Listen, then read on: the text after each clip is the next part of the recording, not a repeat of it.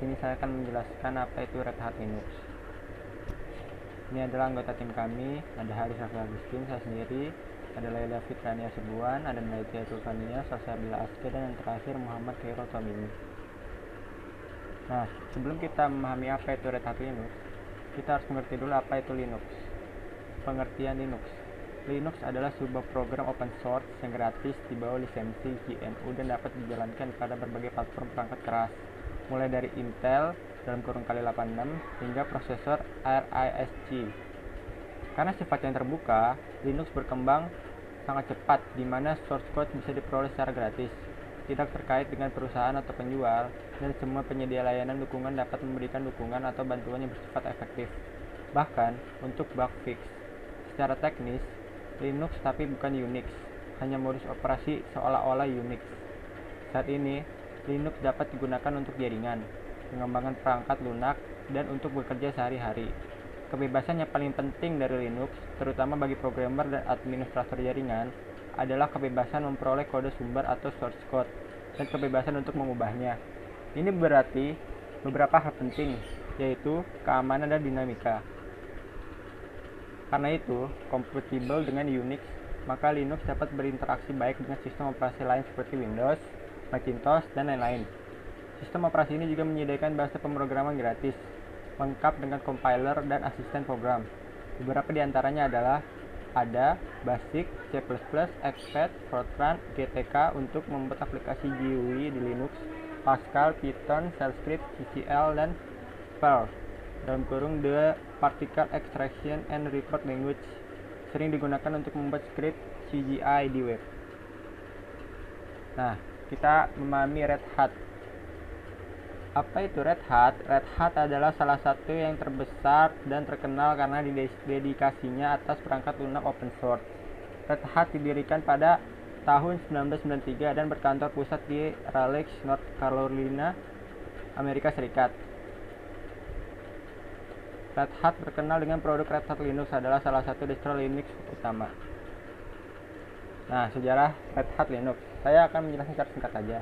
Pada tahun 1994, Byeong membuat distribusi Linux sendiri yang dinamai Red Hat Linux. Dia merilisnya pada Oktober tahun tersebut dan dikenal sebagai rilis Halloween. Young membeli bisnis Ewing pada tahun 1995 dan keduanya bergabung menjadi Red Hat Software dengan Young menjabat sebagai CEO. Lanjut, proyek Red Hat. Proyek Red Hat di bawah ini adalah beberapa proyek Red Hat sebagai berikut. Ada Fedora Project, One Laptop Per Child atau OLPC, Muxo, Ductile, Red Hat Magazine, dan Red Hat Exchange. Struktur file Red Hat ada dua. Yang pertama yaitu X2 atau X2, sistem berkas yang mendukung standar Unix, file biasa, direktori, link simbolik, dan lain-lain. Sistem file ini memungkinkan untuk membuat nama file like jangkauannya hingga 255 karakter. Yang kedua ada X3, merupakan pengembangan dari sistem file X2 yang sangat efektif. Keuntungan dari sistem file ini adalah kasus crash tidak perlu melakukan file sistem FSCK. Nah, kelebihan dan kelemahan Red Hat. Kelebihan Red Hat yang pertama yaitu instalasinya mudah, karena Linux adalah revolusioner. Yang kedua, file standar biner di Linux. Yang ketiga, memiliki antarmuka konfigurasi sistem. Yang keempat, aplikasi inbuilt yang lengkap dan stabil. Yang kelima, memiliki dukungan kompatibilitas yang baik. Yang terakhir, jaminan mutu yang baik. Kelemahan Red Hat. Yang pertama, transisi Red Hat Fedora khawatir. Yang kedua, memiliki dukungan terhadap multimedia yang kurang baik. Yang ketiga, membutuhkan waktu untuk mengkonfigurasi. Dan yang terakhir, out of date. Selanjutnya saya akan menjelaskan tentang perkembangan Linux Red Hat. Pada bulan Februari 2002, Red Hat memindahkan kantor pusatnya dari Durham, NC ke Centennial Campus NC as University di Raleigh, North Carolina. Saham Red Hat menjadi bagian dari NASDAQ Min 100 pada 19 Desember 2005. Pada bulan Desember 2005, majalah CIO Insight melakukan survei nilai perusahaan tahunannya dan menaruh Red Hat di peringkat paling pertama dalam nilai untuk tahun kedua berturut-turut. Pada 5 Juni 2006, Red Hat membeli JBoss, perusahaan penyediaan perangkat lunak sumber terbuka untuk jaringan, dan JBoss menjadi bagian dari Red Hat. Pada 18 September 2006, Red Hat merilis Red Hat Application Stack, proses pengelolaan struktur data berdasarkan teknologi JBoss. Pada 12 Desember 2006, Red Hat pindah dari NASDAQ atau RHAT ke New York Stock Exchange atau RHT. Pada tahun 2007, Red Hat membeli Metamatrix dan membuat kesepakatan dengan Excel untuk mendistribusikan perangkat lunaknya. Pada 15 Maret 2007, Red Hat merilis Red Hat Enterprise Linux 5 dan pada bulan Juni mereka membeli MobiSense. 13 Maret 2008, Red Hat mengakuisisi Amentra, sebuah penyedia layanan integrasi sistem untuk Service Oriented Architecture atau SOA bagi manajemen proses bisnis, pengembangan, sistem dan solusi data perusahaan. Amentra beroperasi sebagai perusahaan mandiri dari Red Hat. Nah, kita langsung saja melihat instalasi Red Hat Linux seperti video yang kita akan nonton ini. Cekidot. Di sini kami akan mempraktekkan cara menginstal Linux Red Hat dengan menggunakan VirtualBox. Ikutin terus langkah-langkahnya ya. Nah, selanjutnya kita masuk ke dalam proses instalasi Linux Red Hat-nya ya. Yang pertama, buka VirtualBox-nya. Lalu klik tombol New. Nah, di sini kita diminta untuk memberikan nama untuk filenya.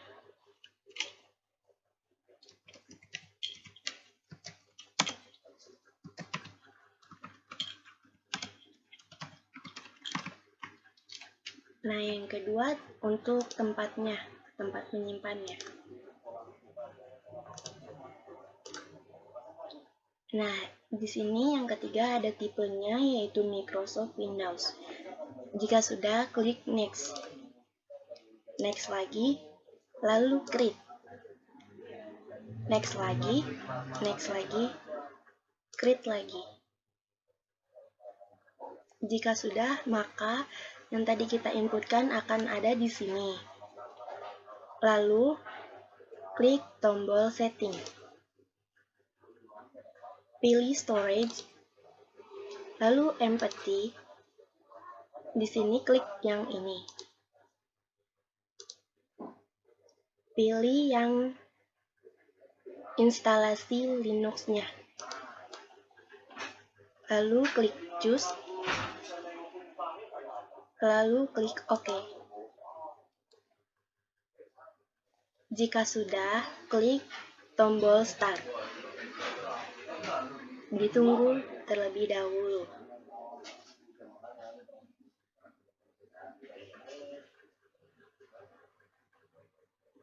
Di sini klik Start.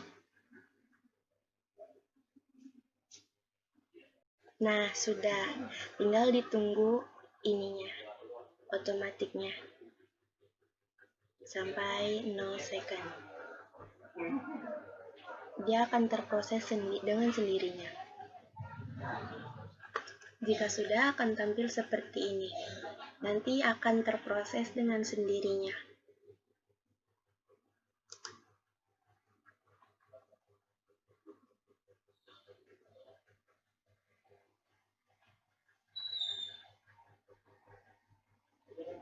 Jika sudah, ditunggu checkingnya sampai 100%. Jika sudah 100, maka tampilannya akan seperti ini.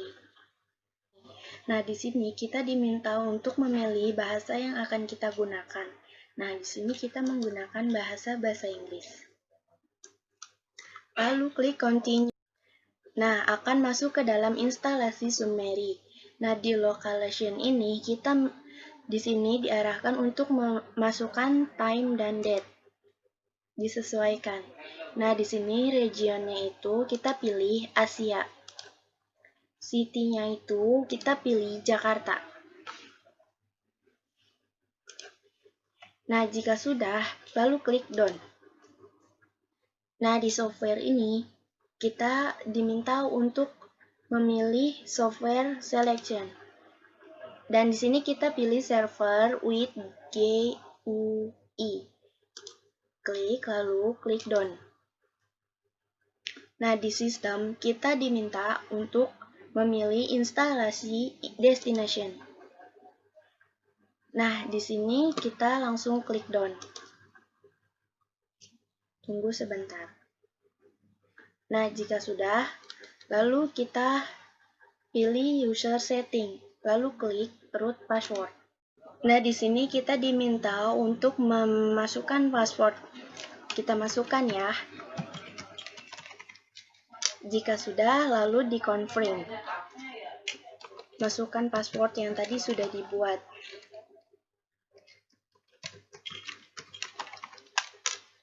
Jika sudah, lalu klik done. Lalu pilih user creation. Nah, jika sudah masuk ke dalam create user, nah kita di sini diminta untuk memasukkan namanya. Di sini bebas ya untuk memasukkan namanya. Lalu masukkan password yang tadi sudah dibuat.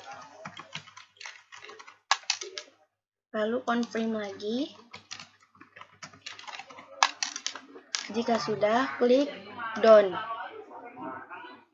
Jika sudah semuanya terisi, kita turunkan ke bawah, lalu pilih begin installation. Nah, tunggu installnya sampai dia benar-benar selesai terinstall. Ini sebentar lagi akan selesai, tinggal ditunggu saja sampai benar-benar selesai. Nah, telah selesai installnya, lalu klik reboot system.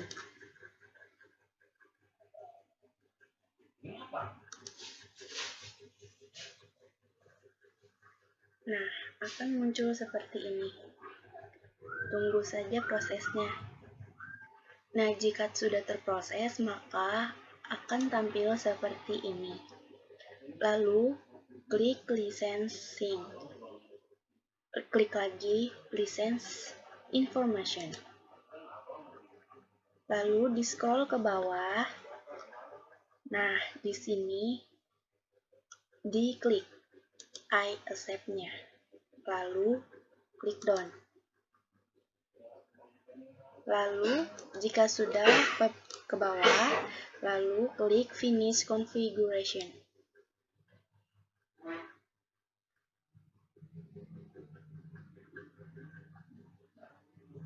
Nah, akan tampil seperti ini lagi.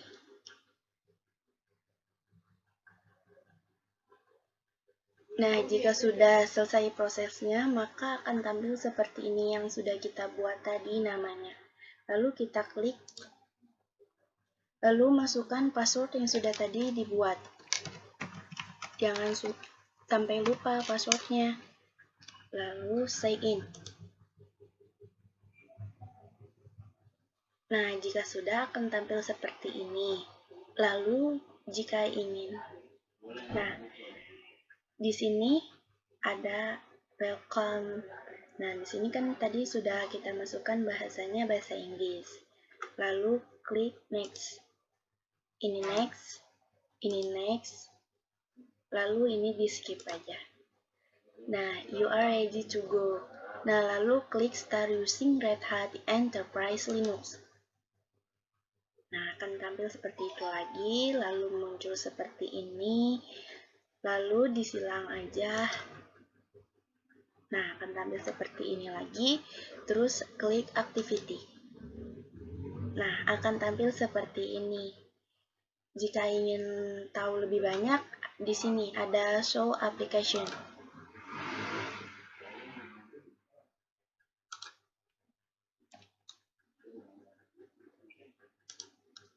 Nah, muncul semua aplikasi yang ada di Linux. Selanjutnya, kita akan masuk ke perintah dasar Linux. Sebelumnya, kita klik activities untuk ke perintah dasar Linux, lalu terminal, lalu akan keluar seperti ini. Lalu kita klik cd desktop.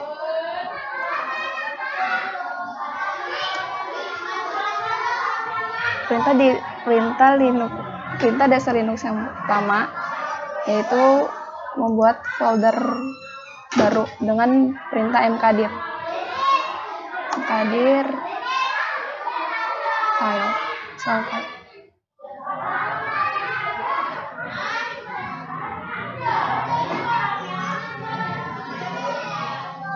Lalu perintah dasar Linux yang kedua yaitu membuat file kosong dengan perintah touch.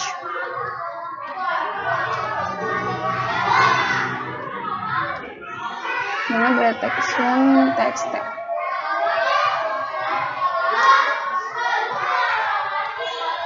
Lalu perintah dasar Linux selanjutnya ya untuk melihat tanggal dengan perintah date.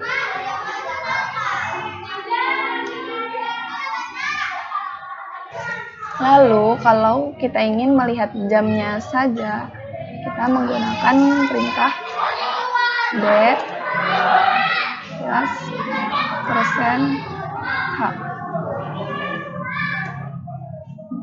Lihat jam 2. Lalu kalau kita ingin melihat harinya saja, bulannya saja, atau jamnya saja, kita menggunakan perintah main.date. Nah, di sini terlihat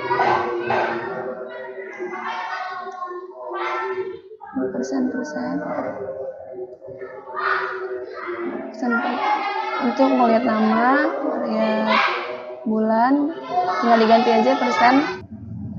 Selanjutnya kita masuk ke perintah yang selanjutnya, yaitu melihat konfigurasi Linux menggunakan perintah.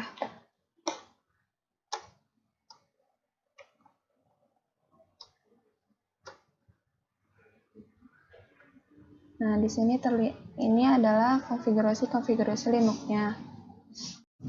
Selanjutnya kita akan mencoba mengganti password dengan perintah passwd.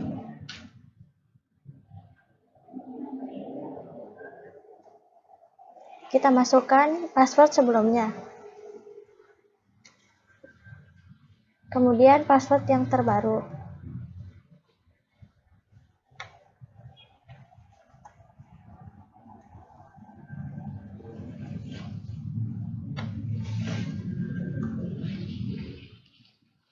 Nah, passwordnya sudah terupdate.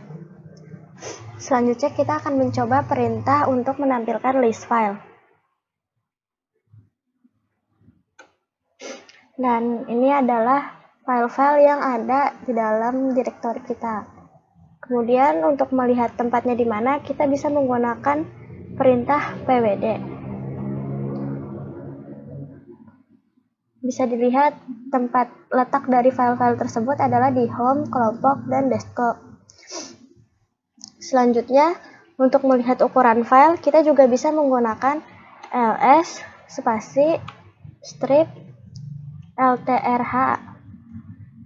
Bisa dilihat di sini ada ukuran-ukuran filenya, kemudian tanggal, dan sebagainya.